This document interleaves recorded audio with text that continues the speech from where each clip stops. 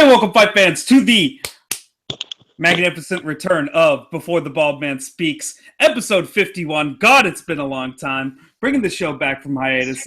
Thank you all for joining me.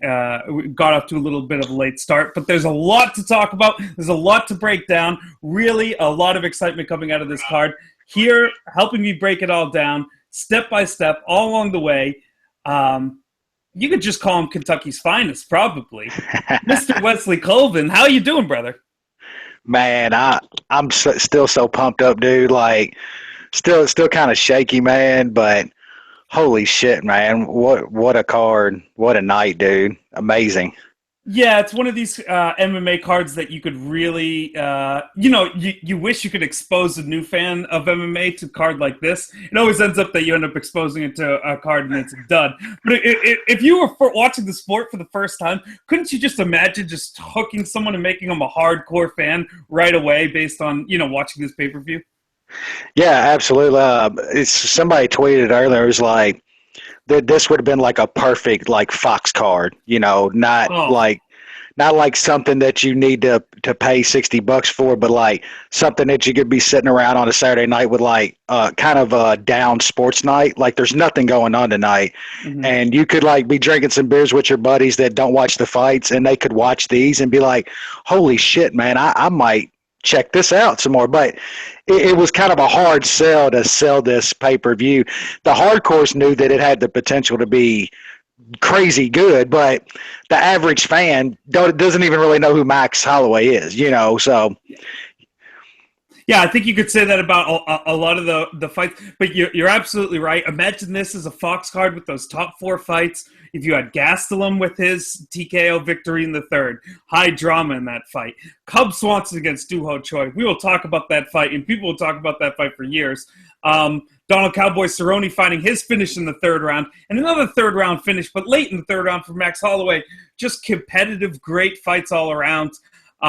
Let's start breaking this down, at the top. Max Holloway defeats Anthony Pettis in the third round, just in the last few seconds of the third round, 4 minutes and 50 seconds, by TKO punches. Technically a catchweight belt, but, for the interim 145-pound title, guaranteeing him a title shot against Jose Aldo, the man gifted a title. Max bless Holloway, how can you take anything away from him? A gigantic spot for his career. Couldn't have given him a bigger name. Kind of a spot where, despite the fact that he is in the highest profile fight of his life, he's expected to win and expected to win in dominating fashion, and kind of does just that. Yeah, it's like, how many guys are coming into like a fight like this, and you're a minus 300 favorite to a former champion? That's some pressure, man. And like, Max showed out well all week. You could see the confidence. He knew he was going to win this fight. That's something about this kid, man, that you can't really teach. He's got that confidence, man. He believes in himself. And yeah, man, I think he's, even though I did tweet it out, I think Pettis is like really getting close to that level of getting shot. Like, mm-hmm. He looked like it showed in the last fight against O'Bronx, which he was losing that fight, and then just ended up catching a nice sub and getting O'Bronx out of there. But man, you could see that he's starting to slow down. All the fancy stuff, and not even his fancy stuff, but his technical slick stuff, it comes slow and it doesn't come crisp anymore. But take nothing away from Max, man. Amazing performance to finish Pettis like that. I don't think Pettis had been finished in his career, if I'm not mistaken. I could be wrong, but if he had, it's only been once or twice. But Max to finish Pettis on this stage, yeah, man, all the props to the dude. And guys like us, we've watched Max come up through this sport, pretty much from the beginning. That's kind of the sad thing, that a lot of people, they still don't even know who Max Holloway is, and the guy is truly one of the best featherweights in the world. And really look forward to him finding where's Jose Waldo. Thought that was kind of a little catchy, pretty funny for Max, but that's a really, really intriguing matchup, I believe. Yeah, I'm right there with you, and props to Max Holloway for not, especially early in his career, not a guy who's great on the microphone, not a guy throwing out witty things to say. Earlier in the week, he even tweeted out, those canceling or unsubscribing from Showtime, sign up for some Cinemax. Yeah. He's got someone on that team writing some quick one-liners for him. They might not be the best one-liners, but they're pretty good for blessed Holloway. You mentioned Anthony Pettis and his continued decline. I pointed to the fact earlier, or when this matchup was happening, that Anthony Pettis, let's not forget, is a guy who smoked Cowboy Cerrone, a dude who's looking amazing at 170 pounds right now, and here he is at 145. And Max doing what he could against Anthony Pettis, I still think speaks to Max's evolution as a technical fighter. But I think you hit the nail on the head when you're talking about Anthony Pettis' speed. His game was speed reliant, I think is very fair to say, especially, when he was successful against guys like Benson, successful against guys like Cowboy. When he was at his best at 155 pounds, this weight cut's way too draining. I think that was very clear. He missed weight by 3 pounds. This is, gone over pretty well. You could kind of even see it in the definition of his face and kind of in his neck that he's sucked in a little bit too much. And for a fighter who you're starting to question his chin and his ability to take a shot, you hate to see someone like that dehydrate and then go in there and compete at this elite level at 145 pounds. Yeah, and I think he said it tonight. He's probably not going to go back to 45. I think that was pretty much nothing more than a belt chase at this point. He had kind of run his course at 55, and I think at one time he honestly believed he had a shot to beat Conor. A lot of other people did too. Yeah. We know now that would have never happened. Conor would have slick knocked him out, but. I think that it was a belt chase, and I think there's some still very interesting fights back up at 55 for Pettis, but he's getting to be on that line of your name gatekeeper is what he's going to end up being, and he's getting really close to being there. But he did break his hand in the first round. Really bad cut. Like he looked he looked like Joey Beltran cutting down to 185. He looked bad. So maybe Pettis coming back up, not breaking his hand in the first. I think he said the first punch he threw. He could beat some guys at 55. I don't want to take it all away from him, but he's getting on the other side of his career. And but like I said, take nothing from Max, man. Amazing performance and beat an amazing fighter tonight. Yeah, absolutely. Last thing on Pettis, and we'll talk about Max Holloway and how he moves forward in this division. You were right earlier. It was the first time Anthony Pettis has been KO'd or TKO'd in his mixed martial arts career. You want to see him take a long break, like a year-long break at 100, before returning to 155 pounds, maybe put some bulk back on. I really think also a year of staying out of the gym and staying out of high contact could do him some well. Or do you think he's stuck right now and he has to jump on a new fight early in 2017 to stay relevant in his career? Well, I think he should get back as quick as his hand is healed, because it ain't like he took a whole lot of damage in this fight. I think it was the body shot that got him out of there. So he didn't take a ton of damage. Hands can be funny with how they heal when you break hands. So that's probably, 4 or 5 months. But I don't know if Pettis will want to even come back that fast. It seemed to me like he's got a lot of other things going outside of fighting now. And when you get to be in this stage of your career and you have all those other outside influences, and on top of it now, I've always been of the belief that guys will work their whole career and get to that title shot and lose a title shot, and things usually go kind of bad for them after that. They make it to the peak and they lose it. Pettis is about done that twice now, so just what does he have to fight for if he's making really good money outside of the cage? So even coming to this fight, I kind of question how much his head was in it, man. then you got the weight cut and everything, and it's showing him eating, steak with fried eggs on top on the weigh-in show and stuff. That's not good. That tells me a good look. That ain't a good look, bro. That's the last thing he needed to be showing, and then coming in and missing weight. That's Doe Bronx with the McDonald's picks when he fought Pettis, and we were killing Doe Bronx for eating McDonald's the week of the fight. Well, Pettis was eating better food, but it was a fucking steak with a fried egg on top of it, But yeah, man, I hope he gets back in because, like I said, I think he can still be that top 7-8 guy. And when you got like a top-notch 155er coming up with 10, 12 wins, and you need a good, a test for him to see where he's at, kind of like the Korean guy tonight with Cub. I think Pettis is going to be that guy that you put him in there with. But, yeah, we'll see, man. Pettis has got so much shit going on outside of the cage. Who knows how even many more fights that the guy's got. It was such a bad look to not just be ordering the prime rib, but you got the prime rib with the fried egg on top of it, dog. That's clearly when your nutritionist wants to go to the steakhouse and is like, damn, he'll pay for this, but I can't have him eat steak on his weight cut. And then the devil on your shoulder goes, oh, yeah, he can eat steak on his – and you're like, yeah, good point. The weight's good, dog. We're going to treat ourselves, dog. We're going to buy steaks, dog. What's up? Best shit ever is like you freeze frame that the actual moment, and it's got Lou kind of – his nutritionist kind of looking over with that fucking look on his face, man, like this isn't going to be good. This is not going to be good. Nutrition failing, big fails on the nutrition side. Man, he had a couple miss weight. It's not looking too good when you're a nutritionist, man. No, definitely not a good look.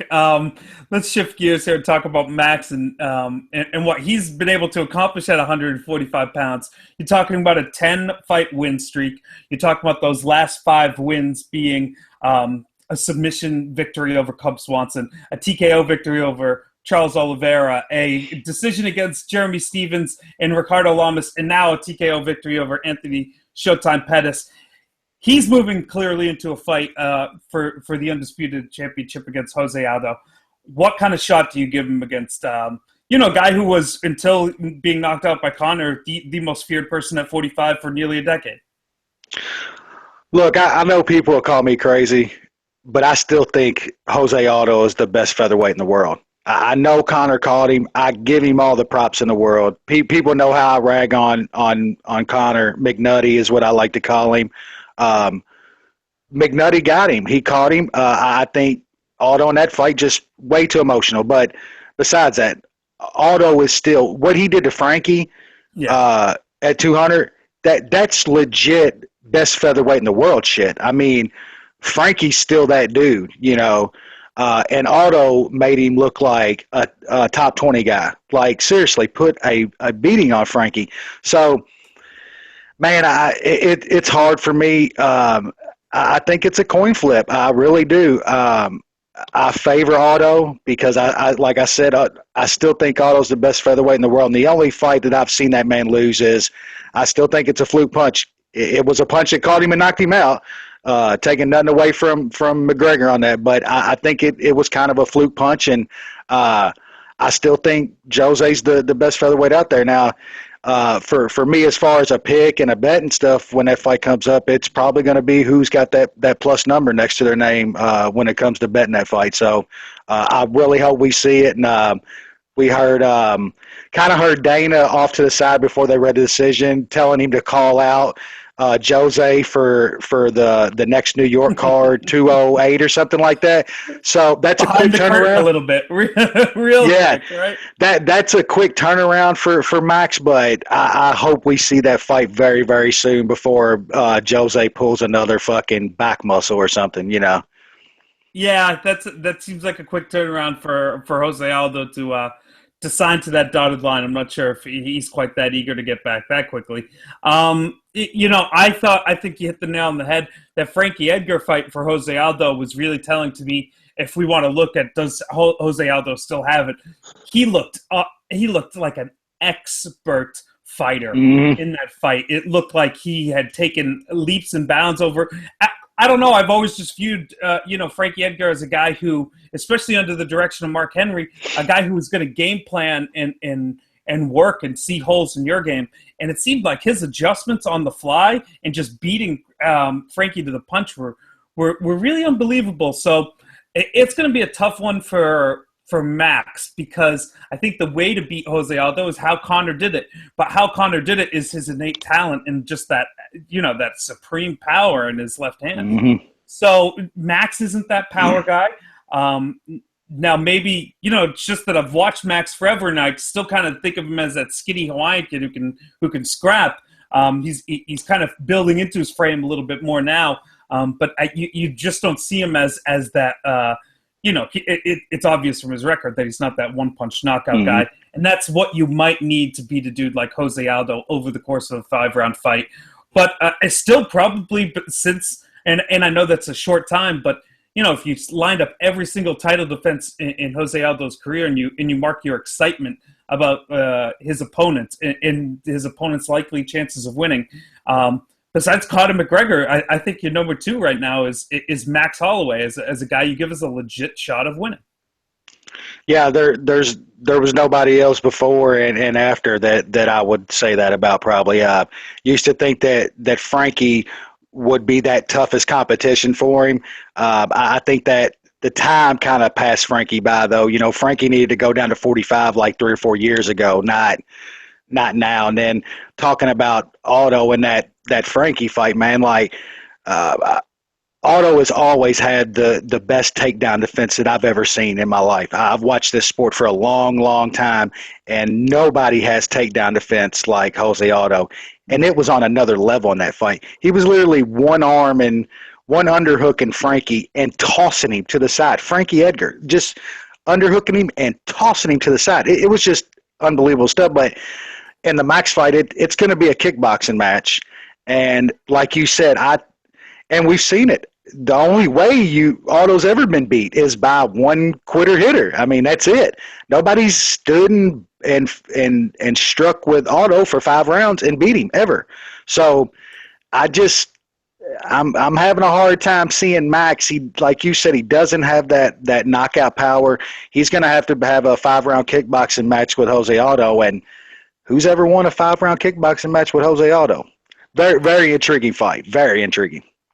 Yeah, absolutely. I'm really happy that we can, people talk about Conor McGregor giving up the title, being stripped of the title, whatever you want to call it, and that whole circus surrounding it. I was really a big supporter of the move, only because I really think we need to really build up a contender to make another really big fight at 145 pounds.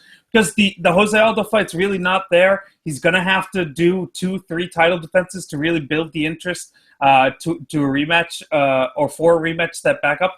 And then if you have Holloway, beat Jose Aldo, that'll be shocking enough in itself, even if it happens over a decision, that he could get on the microphone, call out Conor McGregor, and boom, you have actual interest in an actual contender at that weight class, something worth it for or potentially worth it for a guy like Conor to go back down to 145 pounds. Let's talk about the co-main event. Another goddamn fantastic fight. Donald Cowboy Cerrone defeats Matt Brown by KO head kick. And when we mean KO, I mean K the fuck O. This dude was knocked out stiff. Early in the third round, it comes in at 34 seconds of the third round. A great fight that was back and forth on my scorecard going into that third round. But Donald Cowboy Cerrone, finds an opening and he tagged Matt Brown a bunch of times. But that I think it was it wasn't his lead leg. It was his back leg. That head kick, he had looked for it a bunch of times throughout the fight and pseudo landed it, but this one landed flush and put Matt Brown right out. Yeah, Cowboy's got that back leg like switch kick that he throws on guys. Sure. And he'll throw it low sometimes, and they'll go up high with it. He'll throw it to the body. Yeah, beautiful. We seen the all elbows. She got a pick of it, and it looked almost eerily similar to the Ronda head kick knockout. Just a beautiful head kick, and like we got to start talking now about Cowboy Cerrone as a legit title contender at 170. The guy came back up. People questioned, Cowboy just doesn't want cut weight no more. Cowboy wants to party. Cowboy just don't want.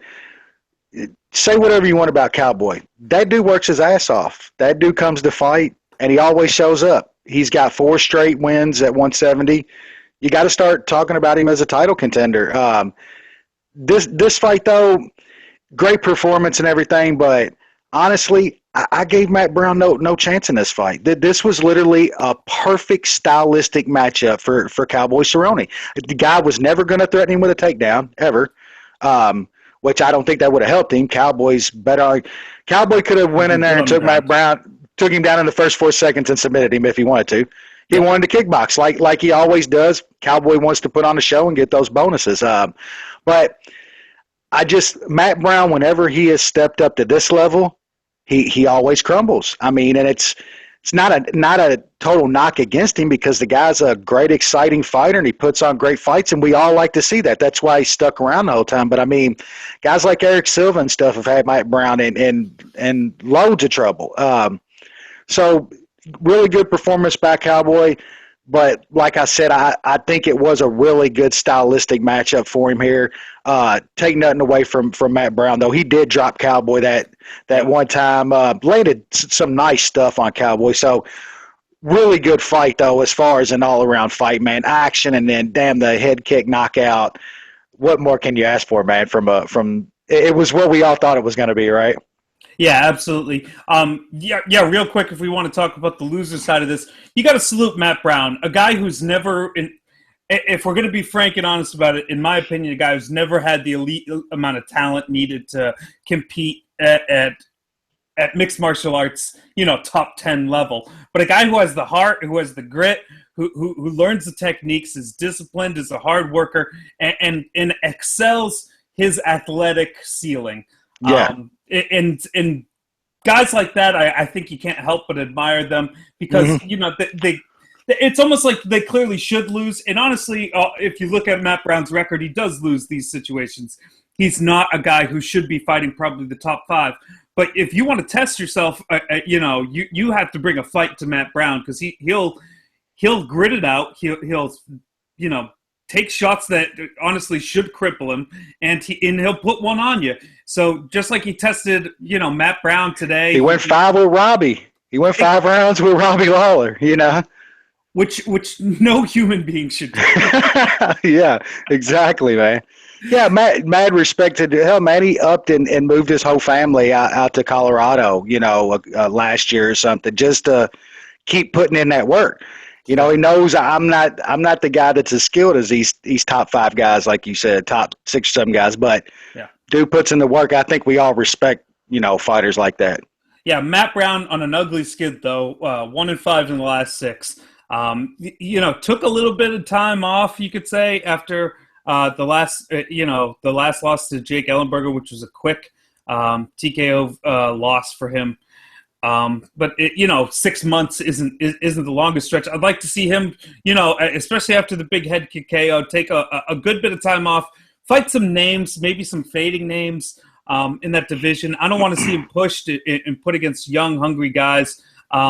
I don't want to see him, fight against these heavy hitters and be in another war. I'd like to see his career at least be able to progress to, 3 and 4, 5 more big fight paydays that could kind of secure his legacy and kind of leave him or send off his career on a note that isn't, this 3-fight loss streak that he's currently under. Cowboy Cerrone, though, we talked about it. He's now a legit contender at 170 pounds, 4 straight victories in the division since moving up against progressively better and better competition. You talk about beating Brazilian Cowboy, which I think he's no joke of an opponent, a guy who is legit, Muay Thai skills. Patrick Cote, a guy who's on and off, but a really good athlete. Rick Story, who's a scary character. And now Matt Brown. I think you got to slide him in against someone with a real big name at 170 to try to get him into a title spot or a title shot contention because that name value's there. And, if you're a Tyron Woodley, if you're, whoever ends up being a champion once they sort it out with Wonderboy Thompson, I think you want to fight against a guy like Cowboy because there's not that many guys who will attract eyeballs like Cowboy. Yeah, I'm with you on the Cowboy win. Cowboy, even though Will Brooks broke his rib in there, Cowboy was he missed weight. We'll put that caveat in there, but Will Brooks is a legit top 5 guy in the division, and Cowboy, gave him a fight.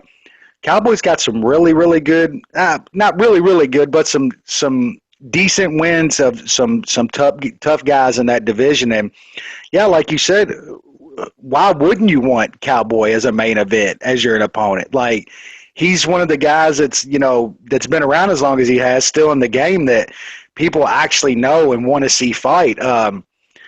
But yeah, I mean, there's a number of fights for Cowboy even outside the title shot. But I'm with you. I think he needs to get a legit contender, a guy right there, 2 or 3.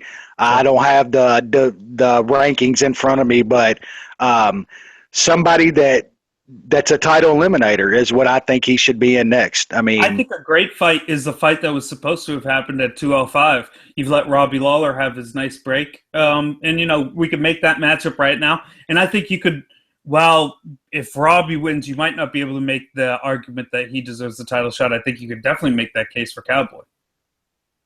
Yeah, absolutely. I mean, to me, in this game now, we know too that it's not all about wins and losses and all performance anymore. It's how what your name is and how you sell a fight. And Cowboy wins 5 in a row, and you give him a top 5 guy next, and he beats him again. I mean, he's got to be right there, in my opinion. I think the guy deserves it too. I mean, I think most of us are Cowboy fans. Any of us that have watched this sport for a long time. I mean, I think they said tonight he went into like second all time of UFC wins, behind Bisping, I believe. He's got 20 UFC wins. That is incredible. I mean, to be in this sport that long and have that many wins. I mean, we've seen the best of the best guys in this sport get taken out here lately, man. You just can't stay around for that many years, and Cowboy's done it, man. 20 UFC wins. Just think about that. That's pretty incredible, man. It's really incredible when you consider that he started his career in the WEC back in 2007. So, sometime next year we'll see the 10-year anniversary of Cowboy, at least inside the Zuffa cage. I talk about it, man, that actually they used to do that, the damn tap out show where the tap out guys would go around to different gyms, and one of the episodes was they went to Jackson's, and it was the first, and they had Cowboy on there. Dude, that's how far back Cowboy's been in this game, man. The damn tap out guys, when they did their show, he was on one of those episodes of the tap out show. Been around a long time, man. That was probably the first time he ever got like any kind of push. That's when they start the Cowboy name. Yeah, and then I mean he instantly gained popularity. Like, the dude was Cowboy then. He was on dirt bikes jumping hills and shit with a cowboy hat on the show, man.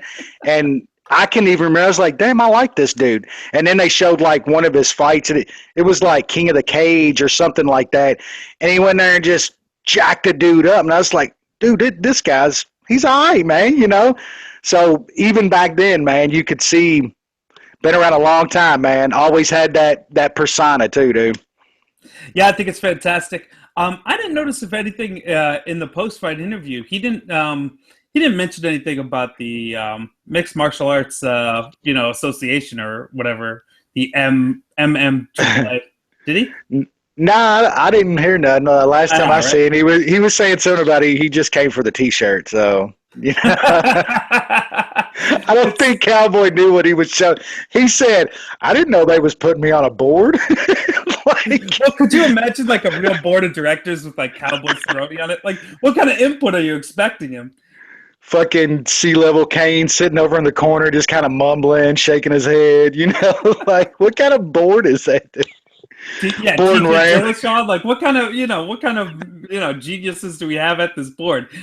Cowboy isn't going to make any of the meetings. He's going to be on a boat, calling in on a conference call. You're going to hear the motor in the background the whole time.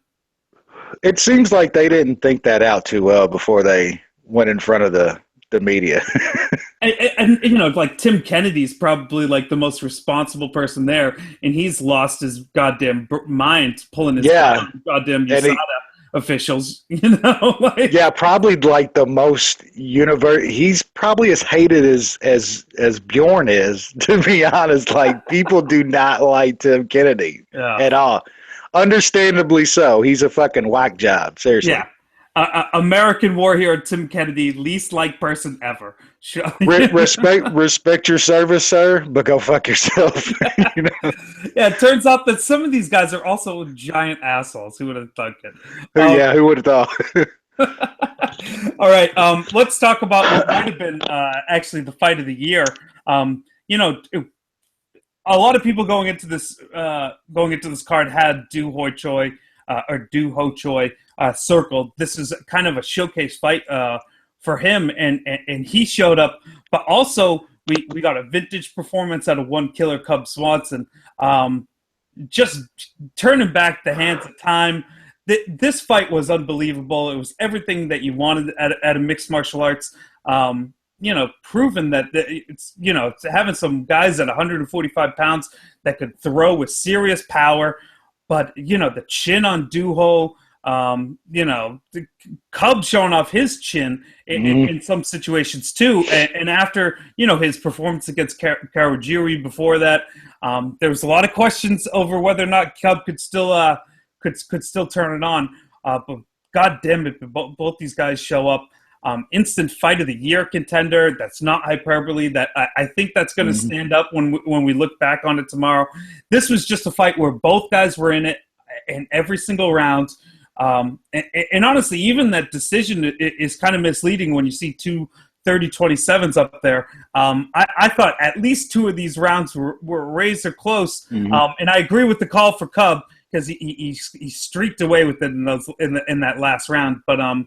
But God damn it, how do you not just tip your cap to both these guys and just what an amazing fight? Yeah, I mean, first off, like we've talked, man, I've watched this sport a long time. I've seen thousands of fights. That's one of the best fights I've ever seen. I know we get caught up in sports, especially in the fight game and combat sports, where we get caught in moments. But that was a moment. That was a fight that you'll never forget. It ranks up there. It's easily fight of the year. There's a couple. The Okano-Base fight is up there, but this was better. This fight was unbelievable. Round two, round of the year, and one of the greatest rounds of fighting I've ever watched. It was unbelievable. To the fight, I was on Choi. I liked him at the opener at minus 140. That was a little. I wouldn't have played him at. I think he was minus 220, minus 240. I thought Cub was a tough out. People were writing off. I wasn't betting Choi because I was writing Cub off. I thought Choi was going to take that step. Cub was the perfect next step for him. I thought it would be a really tough out for him, but I thought he would win it, honestly. Props to Cub. He showed up tonight. Cub turned back the clock. He looked really, really good. We can talk about Choi's chin, but Cub's was just as iron. I mean, I tell you, it's like these guys both got steel implants or something. I mean, it was unbelievable. But the 30-27s, I'm with you. I gave Choi the first. I thought he edged it out. He did a little bit more, but yeah, it was close. But Cub won that fight for sure. But man, Choi is the real. You can look at this however you want. That kid's so young. The poise he showed in this fight, the chin he showed in this fight, he's for real, and he's going to be a star in this sport. I guarantee it. But give it to Cub tonight, man. He won this fight, and good to him. I'm happy, man. I've always liked Cub. Watched him for a long time. He seems like a good, respectable dude. So, yeah, no, props to him, and watch out for Choi, man. I think that kid is for real, and even in a loss tonight, he showed how good that he can be. Yeah, absolutely. I think this is a fight that's so good that neither fighter's stock goes down, especially not Cubs, because it almost gives a career that had fallen to pieces brand new life. So you absolutely can't say that about Cub. a fight that's so good, you almost want to put Cub in contention, even though you know that from how the last few fights worked out, that won't go too well for him. I think you hit the nail on the head once again when you said, this was the perfect fight to kind of see if Doo Ho Choi can take that next step up. It's spectacular knockouts. Let's not take anything away from him. But when you're knocking out, a Sam Sicilia, that's just not a name that is relevant when you start talking about being a top 10 fighter. And neither is Thiago Tavares, despite his relative successes in the promotion as well. He has that serious power in the right hand. He has great timing with it, and he has great poise, in the pocket, and when fists are flying. But I think today we found out that someone with a lot of technical boxing skills and with relative hand speed to him, he didn't have a hand speed advantage, at least not that crucial of a one in this fight. He can be exposed, and I think that ultimately this fight could be a really good thing for him in that, if he turns it on, recognizes that he needs to, reinvigorate his training, get back to the grindstone and really work. A loss for a guy at the stage in his career could be one of the greatest things that could happen to him if he uses it to catapult into becoming a serious contender for the championship. Yeah, and I'll say one thing: when you get to that level of this sport and how it is now, who you train with and the coaches you have and stuff means so much now. If he wants to be that guy and maybe be a champion one day, he's got to get to a real camp. We say it about a lot of guys. A lot of guys want to be comfortable, but they don't want to be champions. If you want to be a champion, you got to get out of your comfort zone. You got to go get some real coaching stuff. I don't know, not saying bad things about his coaches over there, but there's no way he's getting the kind of training over there that he can get, and not even here in the United States, but just other parts of the world, But yeah, there was holes I saw there. Cub, like you said, more technical boxing, kept it more cleaner, more tight. He was catching him. Also, and I believe it was the second round, he caught, or it might have been the third, he caught Cub hard, hurt him, and he went for a takedown. Like, it's one of the worst things you're seeing now. Guys are landing and getting dudes hurt and thinking they're just going to take them down and ground and pound them out. Well, what's happened is they're taking them down and guys are just wrapping them up. They're still keeping their wits. They're wrapping them up. 30 seconds and you got enough of your brains back. So I don't know if he could have got Cub out of there, but we could be having a different conversation right now if he didn't go for a really stupid takedown after he hurt Cub again. So seen a lot of things I liked out of the kid. I think he's got a bright future. And before moving on, man, like these last three fights in this pay-per-view are seriously might be the three best closing fights of a fight card that you'll ever see. Choi, cowboy head kick knockout, and Max Holloway body shot, stopping Anthony Pettis. That was just a crazy closing to the night, man. Unbelievable. Yeah, absolutely. You're hard pressed to find three back-to-back fights to close out a pay-per-view as good. Maybe the Conor Aldo card, when he beat UFC 194. There was a 198 or something too, or it might have been.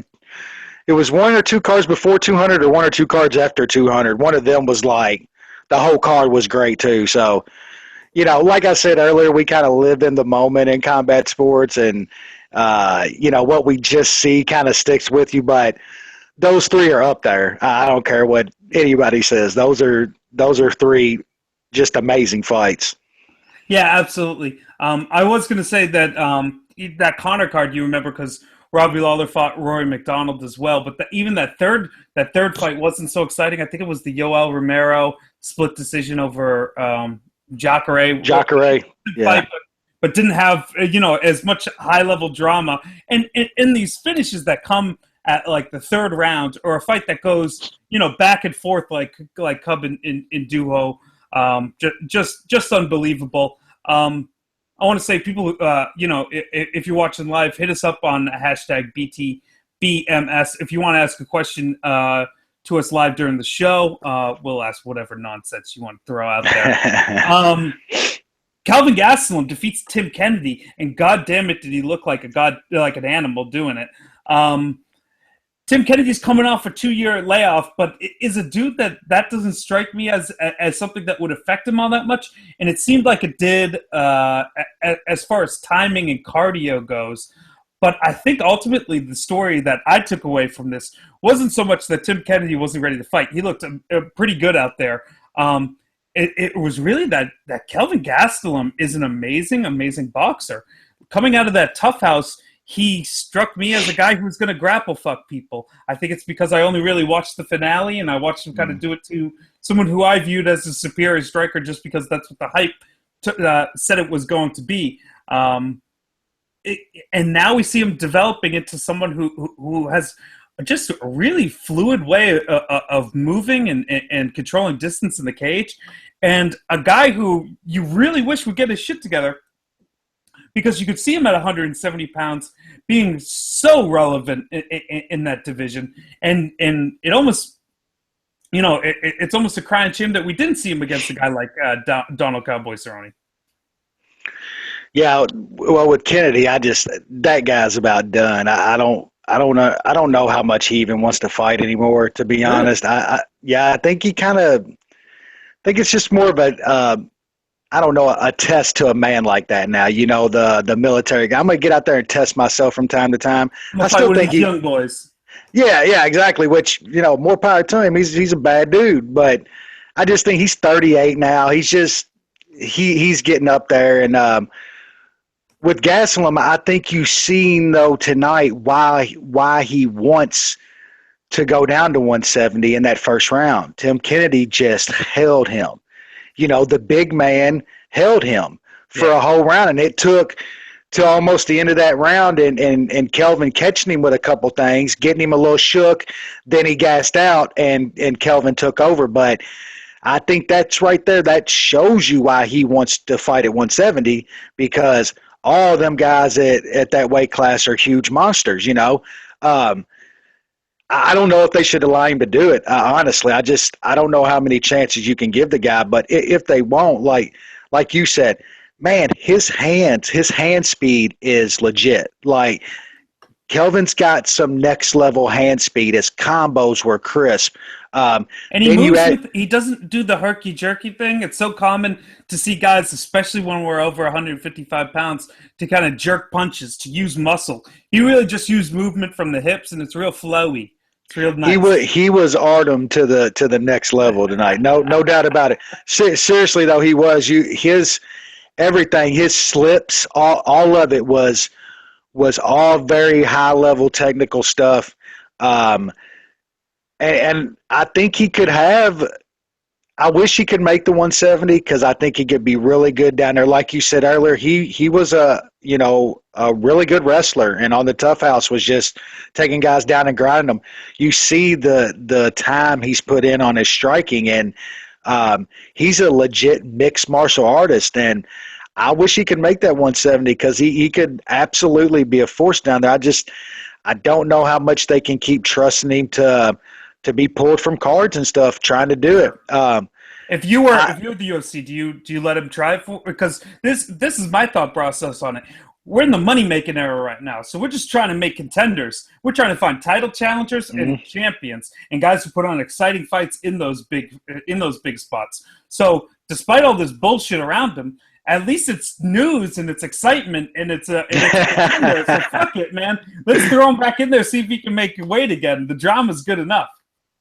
Well, with the craziness of these athletic commissions nowadays, thinking that they're almost like gods and can do whatever the fuck they want, it's just hard to trust him to, just show up like he did again, man. And I mean, the New York State Athletic Commission literally wanted to suspend him for 6 months or a year, not let him fight just because he wouldn't come down and weigh, which I agree you can't do that. But that's just outrageous shit to say a guy can't fight for a year because he doesn't make weight.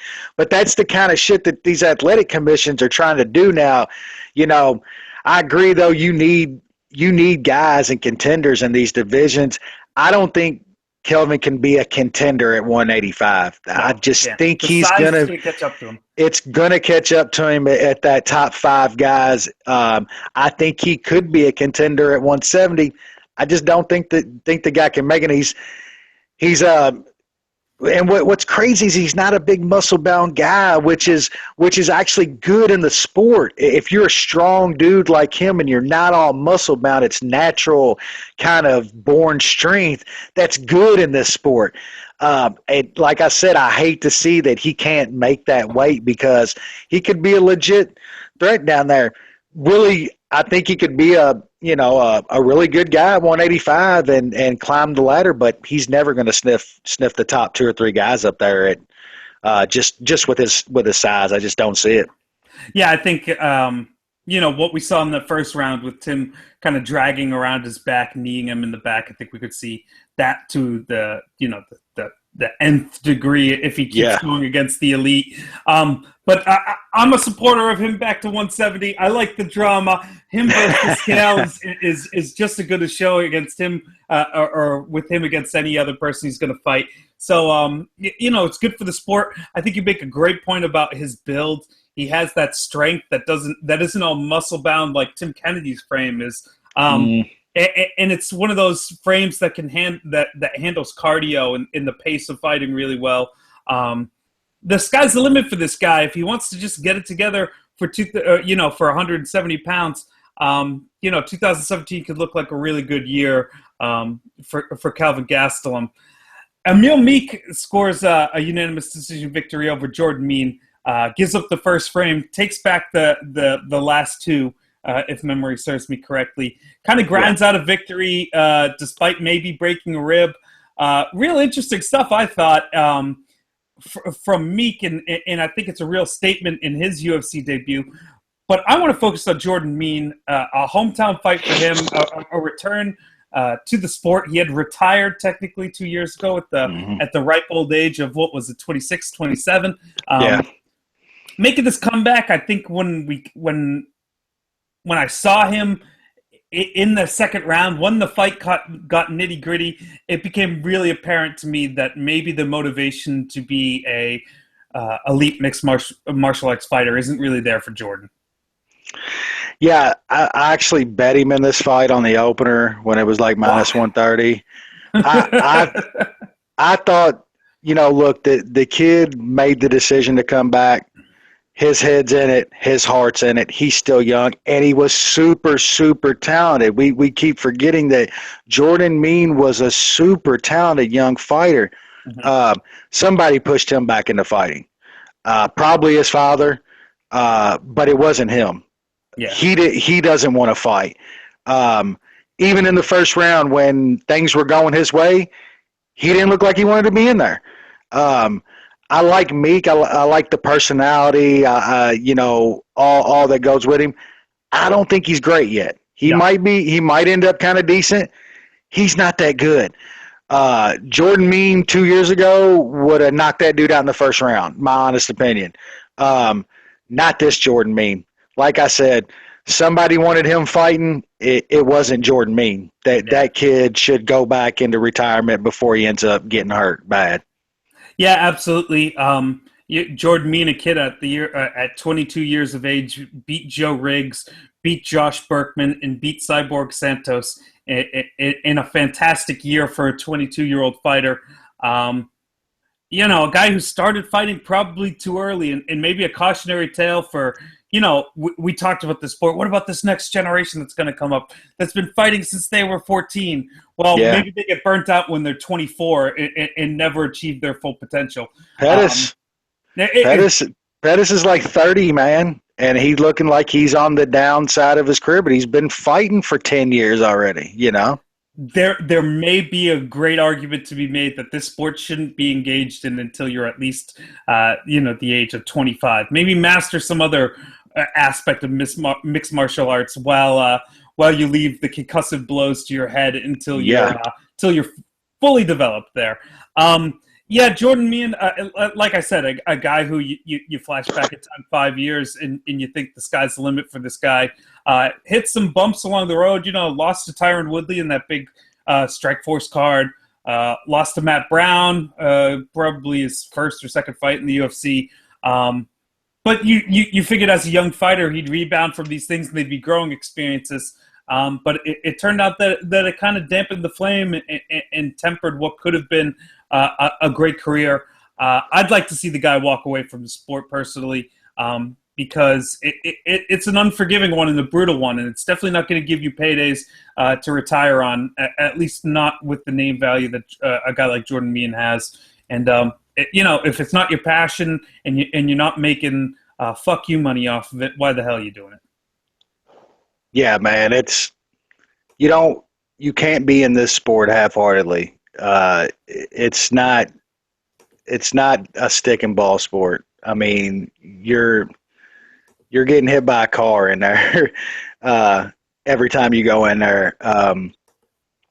You don't want to see a guy get hurt, especially what seems like a really nice, cool dude like him. And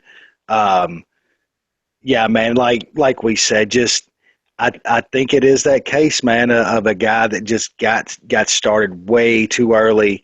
And I'm with you. I think you should be maybe training and doing those things, but there needs to be a far better amateur system and stuff when it comes to this sport. Maybe something with more headgear or something like that. But guys should not be in there doing 3-round wars when they're 18 years old, 19 years old, man. You're just, like I said, Pettis, man, look at him. The guy's been fighting for a decade now, dude, and he just does not look right. He hasn't even taken that much punishment. So it's just, when you're that young of age, man, you're still developing. It's not good to be taking concussive blows, man. And I think we see Jordan Meehan as one of those stories. And hopefully whoever it was that's close to him that talked him into coming back this time talks him right back out of it, that have his best interest at heart and helps him move on with his life. You would hope so. Yeah, you would hope so. But, I think that there's a lot of skeptical eyes looking at Lee Mean right now, and absolutely, and the advice coming at a young Jordan Mean. You hope for the best for the guy. All right, we'll talk about these prelim cards, but we will go through them pretty quickly, with the exception of maybe this one. Our boy Nikita Krylov, takes the first round L. Misha Serkinov stealing the underground light heavyweight crown from Nikita Krylov with the submission victory. Comes to the first round, 4 minutes and 38 seconds. A great win by Misha Serkinov, but I have to say that Nikita Krylov looked pretty good in this fight until he got hit. I think it was a straight right, but it was in kind of a scramble situation. They were in tight, but Misha threw that punch, landed square on the button. It took really quick advantage of it, got a great position, and finished him off with the choke. 205, a division that can't get any fucking traction going. Do you see a young Misha being able to crack the elites? And does it take him 2 years? Does it take him 4 years? Does it take him 10 years? So what are we talking about here, Wes? Well, I picked him in this fight. I bet him. He opened as a dog, and I really liked him against Krylov. I've never been the biggest fan of Krylov. I kind of saw him at about the same level coming into this fight. I just, how Serkinov won is where I saw him a little bit better. I thought he had that power, and the better wrestling on the ground. But man, is he really that good? Did you see anything tonight that makes you think this guy is challenging the Rumbles and the DCs and even the Gustafsons and those guys? I will say that what I saw from him, he might be challenging like the Glover Teixeiras. Yeah, I could absolutely see that. He could beat the fuck out of Little Nog. Yeah. He could maybe fuck up Corey Anderson. I don't know about that, man. That's the fight I wanted to see. Corey Anderson called out Krylov, but then he said the winner. That's the fight I want. I don't want to see him fighting Shogun. He'll crush Shogun. I'll give him, man. I mean, he would crush Shogun. I haven't wanted to see Shogun fight a human being in the last 3 years. So nah, man. Our heroes will never just give it up, will they, man? They're just Fedor's coming up doing the same thing again, man. And I don't want to see it no more, man. You know, Matt Mitrione, the fight we always wanted. Yeah, always wanted to see Fedor get knocked the fuck out by some dude named Meathead, you know. The last being knocked out by a meathead. That's Trump. It's America. So sad, man. It's Trump America. Fucking Trump running everything, ain't he? Yeah, there it is. Come on, Trump, make Fedor great again. Yeah, that's the real task. Why can't our leaders get their priorities straight? No doubt. Like I said, man, I don't know, man. The guy could be – he's definitely a top 10, right? I mean, 205 is so shallow these days, man. It's a wasteland of old dudes. But challenging for a title. Top 10? Like, that's the indictment. Probably. If Little Dog's top 10. He probably is. Right, I'm pretty sure he was when he fought Bader a couple weeks ago. Yeah, well, he was fighting, so they probably gave him the boost. Yeah, those magical UFC rankings when they're trying to sell a fight. Well, they're just convenient. They just have conveniently rose up 3 or 4 different spots, right before fight night. Let's see. I'm scrolling through this. I see him as out of the top 10. That is disappointing. Little Nog right now is 15. So we have to get on our boy Jeremy to put together our independent MMA ranking panel is what we need. Yeah, I don't even know who I'm pulling these rankings from. I should Oh, this dumbass ranking has John Jones ranked 11th. So blogger dot in my mom's fucking basement dot. My mom's basement.com is one of the most legitimate news sources in MMA right now. Let's be real. Oh, man. Never Teixeira is ranked 5th on this ranking, so ignore everything I just said. Okay, great. So,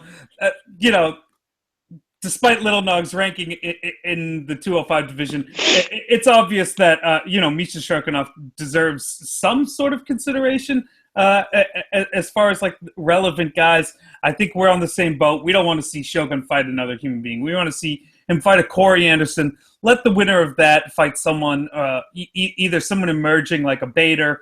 We've probably already seen Bader beat up Corey Anderson. It feels like Bader's beat up everyone besides anyone good at 205.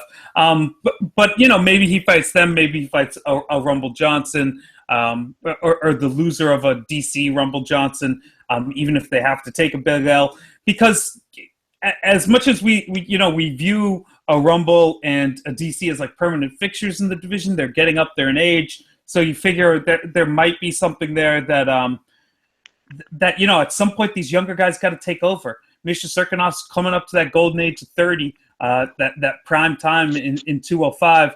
So you figure if he puts it together as some other people fade, he might sneak his way into some sort of contention. And let's not joke or let's not kid ourselves. Nikita Krylov is far from done. A 24-year-old in the light heavyweight division with the wins that he already has, it is going to be relevant in that division for a long, long time. If you think 5-6 years from now, he's going to be hitting his 30-year-old age. So if he spaces out his fights and doesn't take a lot of damages or a lot of damage in these fights, stays healthy, you could see him potentially becoming a contender, but there's still just so many question marks on him. I think that this fight kind of brings back to reality kind of our expectations on him, reminds us that this is the guy who got Von Flue choked by OSP. So maybe he has some more seasoning to go before he's quite ready for the upper half of this division. Yeah, with Krylov's age, though, I don't think it's too far-fetched to say he might honestly have the bigger upside than Serkinov. Yeah. To be honest, he's got I don't know. He seems like he's got some tools that he could refine and be a fairly decent fighter. We'll see. Fight IQ in this game now is lacking in a lot of dudes, and the dudes that do have it, we all say like that's the kind of guy I like to have my money on. Uh, these fighters nowadays, man, just do some of the dumbest shit in fights and get themselves. Krylov does that a lot. You know, he puts himself in positions that he doesn't need to, but that comes with seasoning and not just number of fights, but big time fights in the big show under the hot lights. So, yeah, with Krylov's age and stuff, he does seem like a guy that if he put in the work, he could definitely be a whole lot better. And like we said, a very, very shallow division. It's 205. 205 like 5 or 6 years ago used to be the murderer's row of the UFC. I mean, your Shoguns, your John Jones, your Rashad Evans, I mean, just Machitas, all those guys. They're literally like the top 10 was just a murderer's row. And you say, man, that belt can change hands every single fight before John Jones got his hands on it, you know. But now, man, it's a barren wasteland. It's one of the worst divisions in the sport. So, yeah, I think 200-pound or 225-pound athletes in America realize they could get paid doing something else, and that's not really helping too much. But we'll see how that goes as the sport evolves. Question from the Twitter machine at the MMA analyst asks, "Who's more fun to party with in the post fight tonight, Emil Meek or Lando Venata?" Damn. I'm gonna go with Lando Venata. I'm gonna say a groovy party's better than a Viking party. Yeah, and Meek just seems like he'd be the dumb dude that's spilling drinks all over everybody. You know, where Lando's sitting in the back calling over the ladies. Yeah, maybe even, you know, doing a little of the green medicine, and you know that's my kind of dude. You know, so yeah, Lando all day. And how can you fucking go out and party with the dude that landed one of the best spinning kick knockouts that we've ever seen, you know? Yeah, we'll cover that right after this. But I will say, if you're going to try to score pot off one of those two characters, you're clearly going up to Groovy. It's fucking Lando. You're not going up to the Viking-looking dude who looks like he's on like 3 hits of or he's been smoking methamphetamine all night. Yeah, that dude's trying to sell you. Yeah, that dude's trying to sell you ketamine and shit. You know, he's not trying to sell you pot. He's got you a great price on an 8-ball. You know. Yeah, not an eighth, an 8-ball. You know. Yeah. He's like, I got you. Just that, and then you toss its powder. You're like, no, I didn't want. You want $100 to the fuck? All right. So, yeah, I'm definitely partying with Lando Venata. Put me in that one, Dan. Let's talk about that KO. We're jumping around a little bit now, but in the lightweight division, Lando Venata defeats John McDessie by spinning wheel kick KO in the first round. Comes in at 1:40. You know, a lot of great shit happened tonight, and there was fantastic knockouts in the top 2 fights. But this KO is one of those highlight fucking KOs that you see. You know, it's going to go down in the video package for maybe all time in the sport. Just an unbelievable, like, you know, moment in time. They even replayed it on the goddamn Fox Sports 1 card, for fuck's sake. Lando Venata, a fantastic, you know, highlight reel KO. Do you have anything to add except for just complete awe of this performance? Yeah, well, actually, just from the betting perspective, man, I loved him in this fight. This was one of my favorite bets on the card. I mean, just from what you saw in the Ferguson fight, even off a loss, like he had one of the best guys in the division like hurt multiple times. Then, you know, fighting a guy that Medeski, he's like a mean almost now. He's not into fighting anymore, you know. But yeah, dude, that kick is going to be like shown like Barboza kick over and over. And in a DM chat, we was talking about it, you know, which one of those is better. And if you just want to say the kick, his kick is cleaner than Barboza's is. The only difference in it is the violence that Edam's body kind of landed, but the actual kick is so much cleaner than Barboza's. Yeah, you just don't see those, man. Though that's a special knockout. Those are very, very rare. And man, yeah, just another rare knockout on an insane card, man. It's just another fight and another moment that puts this card up there as an all-timer for me. I'll put a little cap on this by saying I compare the styles of a Lando Venata and a Calvin Gastelum, and two guys who really approach striking differently in what tools they choose to use, but in how they execute in the cage, with that calm, with that grace, with the no effort, and just everything being smooth. That's the future of striking that's kind of evolved in these last in these last years, probably most heralded by one Conor McGregor, this idea of just fluidity in your striking.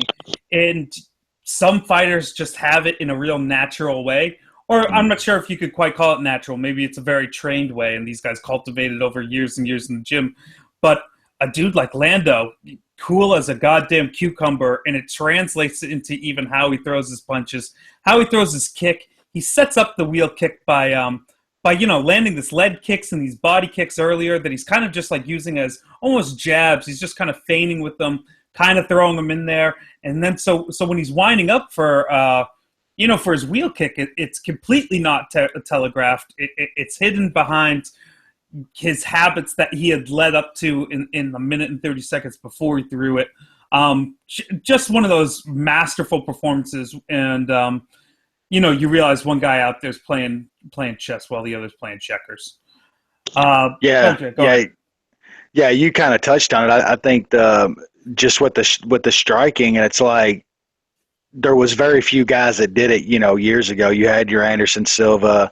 I think John Jones took it to another level. I think John Jones is the most relaxed, fluid, improvises, just that type of guy. He's the highest level to me. But now you see your top 10 guys and stuff, that's how they're starting to train. Connor's absolutely taking it to another level and stuff. But, just that Anderson Silva flow almost, man, to where you just know everything you're doing, everything's loose. And, boxers were always taught that, you stay loose and your punches are going to flow better. It's not always the power, it's the technique and the snap on them, and those are what knocks guys out. I can see it in Lando, man. I think that guy's good. Like, he just came out of nowhere, really, and just, everybody saw, like I said, everybody saw the performance against Tony Ferguson, even in a loss, but we still didn't really, is he that good? Is he going to be good? I don't think Medeski is a very good gauge, but when you go out there and you put him away like that, that tells you something, Yes. Watch out for Lando. That guy's a legit guy in that division now. Yeah, for sure, legit. I don't think you can, hang your hat and make a career off a KO from John McDessie, but maybe with that highlight reel, you can. Let's, we're running short on time. Let's rapid fire through some more of these prelims. And just if you had anything of note, a quick one-liner on these, throw it out there. I'll throw in my 2 cents, and we'll plow through what was left of this card. OAM, Olivier Aubin-Mercier, defeating Drew Dober in the second round, 2 minutes and 57 seconds by submission. Is OAM becoming a thing? I'm still not. That's a no. I'm still not totally sold, but I will say that his striking improvement definitely was a pleasant surprise. And if he can put that together, his ground game is legit. Judo black belt can get guys to the ground when he wants. If he can start putting it all together, the kid can be very, very legit. and we definitely, or the UFC is definitely searching for a French Canadian star. They want him to be legit. They've been Absolutely. grooming him with the Reebok contract and everything, so he's in position for it. We'll see if he can make good on it. But claiming you had the GSP level jab in the post-fight interview doesn't make it real. Nah. That shit ain't real, dog. Come on, you ain't fucking with us. Best jab in the history of the sport? No. Vivian Pereira beats Valerie Letourneau. Another Canadian falling, short in what should have been a showcase fight.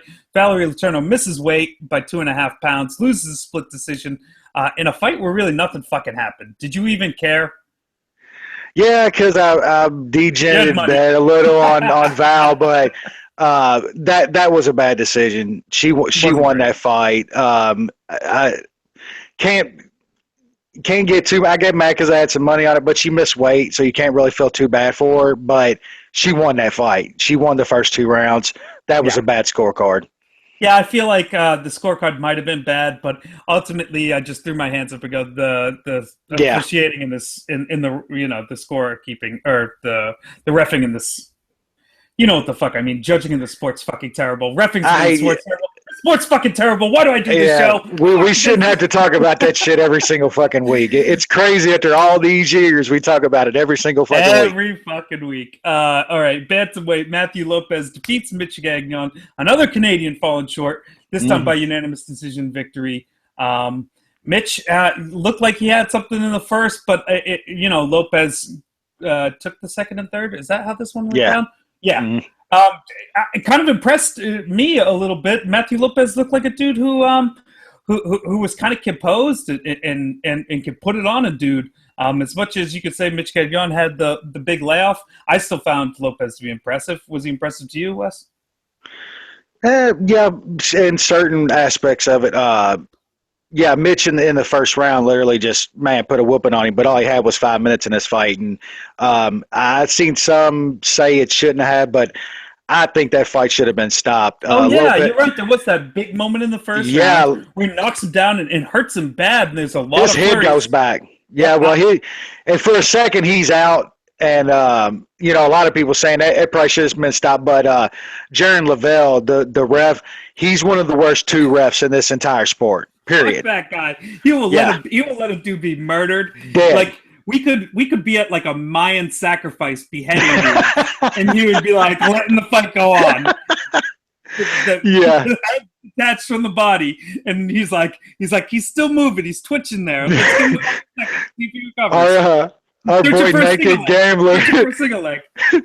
Our boy Naked Gambler tweeted that out. He's like, I think it's good he'd let it go. I thought I seen Lopez twitch a little bit. That's good defense. I was like, oh shit.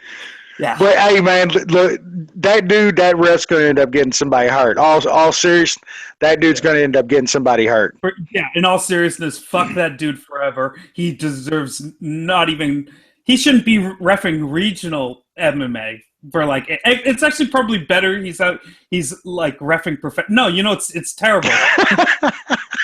on the weekends where this card isn't happening, he is reffing some amateur fights and letting some 14-year-old kid lose every single brain cell he has. So fuck that dude forever. The commissions that let that guy have a job suck. Yeah, fuck old Jaron. Okay. Rustam Havilov beats Justin Sago, unanimous decision victory. Who missed weight in this fight? Was it Sago or was it Havilov? I think it was Hobby. Yeah, he missed like about a pound or pound and a half, I believe. It was really close. Motherfucker. But Havilov, a guy who kind of thought might be a contender, lost to Benson in the one time he kind of had like a showcase spot. Lost to Adriano Martinez after that, and now he's building something up. Gonna kind of always be in the spot he is now. That's what I think. What do you think, Wes? Now, if this Havilov, excuse me, that showed up tonight fights, no, he's a legit guy.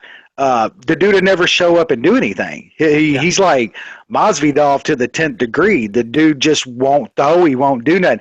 Tonight he came out there, was throwing punches, was getting like vicious takedowns, not lay up against the cage and drag you down. He was picking Sago up and slamming him on his neck.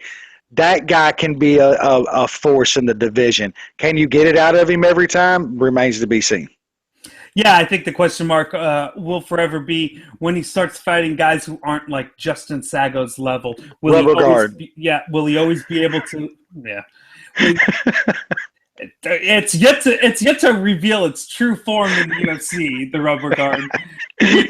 A lot of talk, but we've yet to see a real successful practitioner of it. My thing is when the names get bigger, will the grappling excellence continue? And my thought process on it is always going to be no. I think there's always a top 15 ceiling, a glass ceiling for Rustam, and that's kind of what it'll be, which is fine. He's still an amazing fighter. That's I don't mean that in a derogatory way at all. Curtain jerker of the night. Dustin Ortiz defeats Zach McCoskey. Upset, a slight upset. I think it was like a 1.5 upset. Split decision victory in the flyweight division.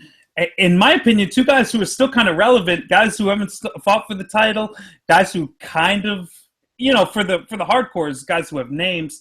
A Dustin Ortiz probably isn't too far away from with the right matchups, getting a look for to get his ass beat by DJ. Yeah, actually, another. Even though Ortiz, rightfully got the decision, another horrible scorecard tonight. No way. Scorecard. This wasn't a clear. I feel like it was fairly clear that two of these rounds went to Dustin, right? Well, I bet McCoskey scored at 30-27 Ortiz. I thought he won. I thought he won all 3 rounds.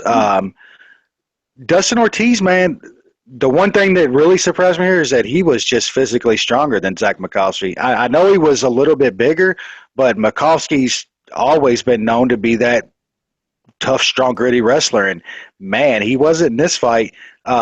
Ortiz has worked himself up to that 8-9 guy a couple times already and has had some just horrible, unexplainable losses. He switches camps all the time and stuff.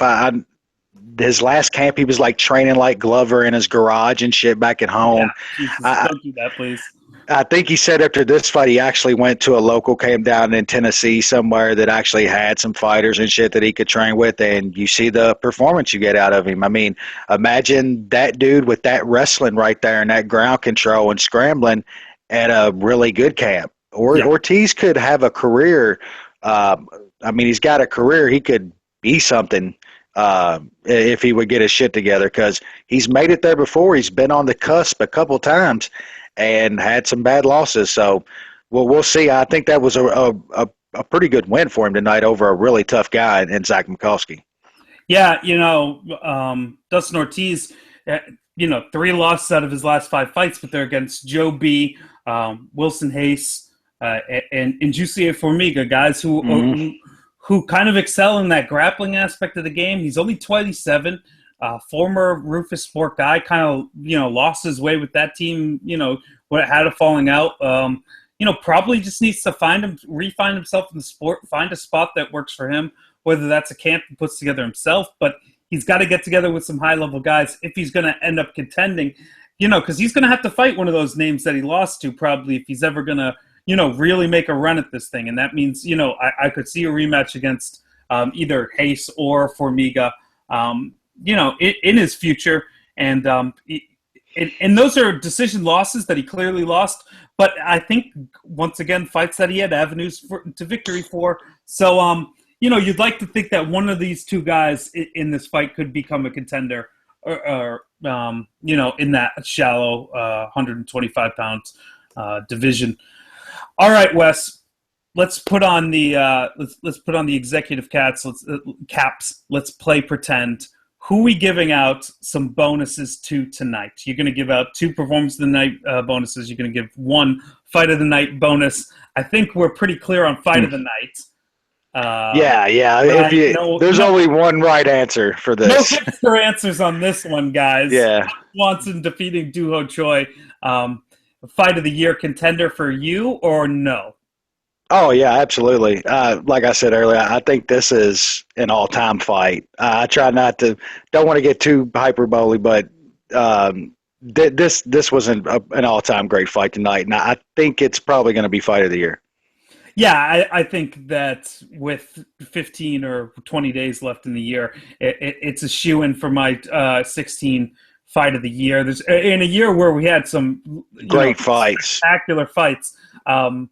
It seems like it's been a crazy year, man. It's been a crazy year. Wes, this is the best time to be an MMA fan, and it's always the best time to be an MMA fan because the sport's evolving so much in front of us that we still get to see spectacular things like this fight, Why do people bitch so much, man? How can you I know there's days, Wes. I know there's a lot of cards and it's a little watered down, but man, would you rather be watching RFA on Axis on Friday night or getting a RFA UFC every other weekend? You know what I'm saying? That's what I'm talking about. Yeah, I'm going to be watching low-level MMA on the weekends anyway. Why not it be on the UFC banner? What's the fucking difference? And you know what? Low-level regional MMA is a lot better when you combine all those regions together. That's the best part about UFC. I get to see the best dude.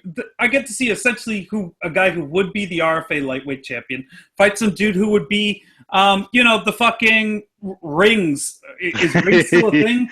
Am I dating myself, bro?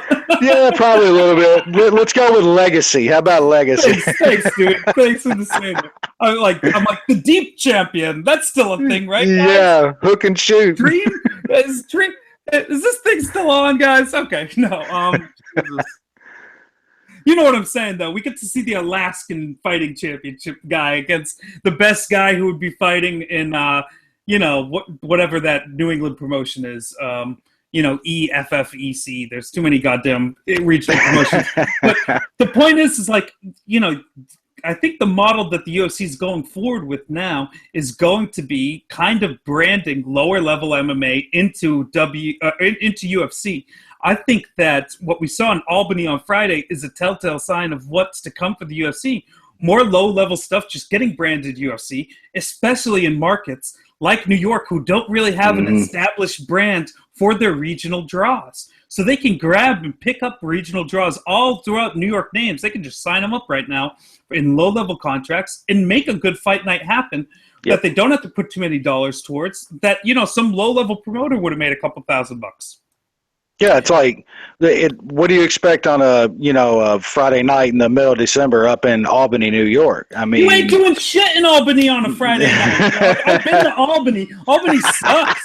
Albany's a fucking terrible town. You fucking suck up in Albany. You suck. It does. The bar scene sucks. The women suck. It's just a terrible thing up there, dude. Like, you will not enjoy Albany. So if there's a fight night in Albany, you're going.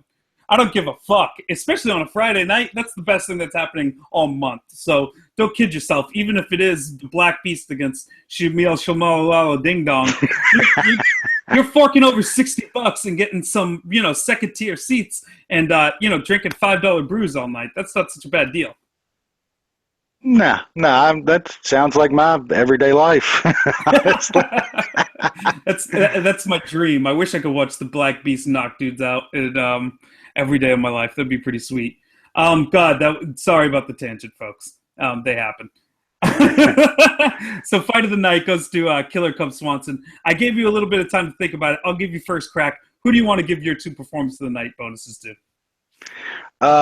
Man, the first has got to go to my boy, old Groovy Lando, for that spinning back kick. I don't see how having one of the best knockouts that you could ever imagine doesn't get a bonus.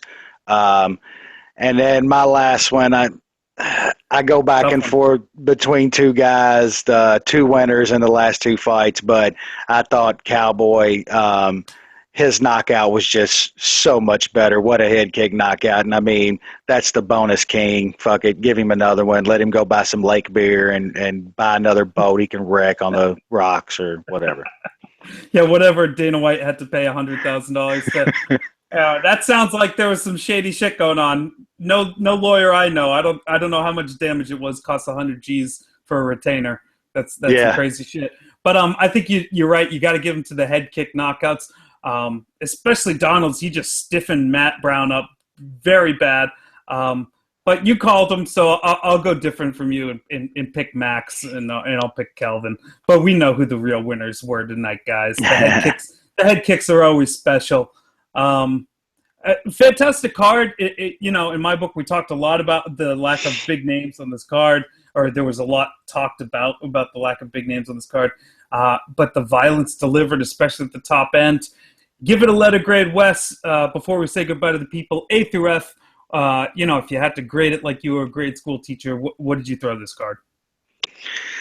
Man, I hate to be one of them and be a prisoner of the moment, but if you don't think this wasn't an A-plus card, then I don't know what you'll ever be satisfied watching in this sport, because this is as good as it gets, period.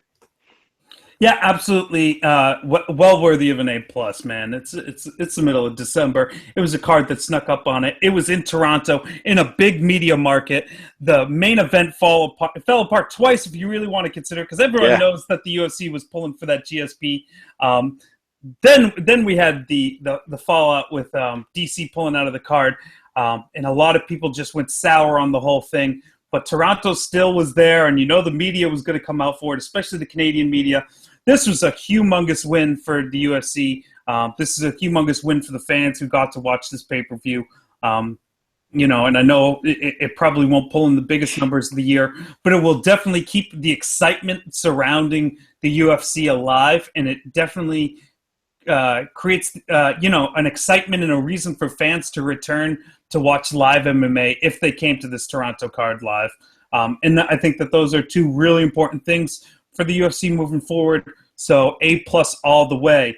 All right, that's a wrap on the show. Episode 51, the big return show. I want to thank my guest, man, Wesley Colvin. You're the man for stopping by, for doing this. You want to shout out to people, tell them where they can find you, tell them what podcast you're on, tell them what kind of websites you're running, whatever you're doing out there, man. Shout it out now. Yeah, man, it's good to be back on with you, man. I was on one of the very early episodes. Early ones, man. You were like in the tens, maybe even the single digits, man. It's been too long. Yeah, it was way back there, man. We've been trying to put it together, get back on for a while, just hadn't been able to do it, and glad to get back on this return episode. And yeah, man, guys can follow me on the old Twitter thing at True UK Fan. Love to talk fights on there, of course, man. Talk about bets, other general sports and shit, and check out the podcast, man. I'm on there with some guys y'all probably already know and follow, the MMA analysis crew. Joined them a few weeks ago, and looks like it's going to be a permanent thing. They didn't mind my babbling in this southern accent, and they decided to keep me on. So. Check out the podcast, man. I think most people that listen to this already listen to it. So, keep listening, man, and enjoy the fights, guys. All right, thanks a lot, man, and definitely shout out to the the MMA Analysis podcast. Yeah, if you're watching Before the Ballman Speaks, you don't know about those boys. Jesus Christ, what the hell are you doing? All right, thanks for everyone who listens, especially the guys who listen live. Shout out to Dan Tom, the MMA analyst himself on Twitter, for giving us a great question. Thanks always to everyone who supports my show. And, and stay up late to watch this thing. I always enjoy doing it. Thanks again to my guest today, Wes, and everyone who watched. Peace out.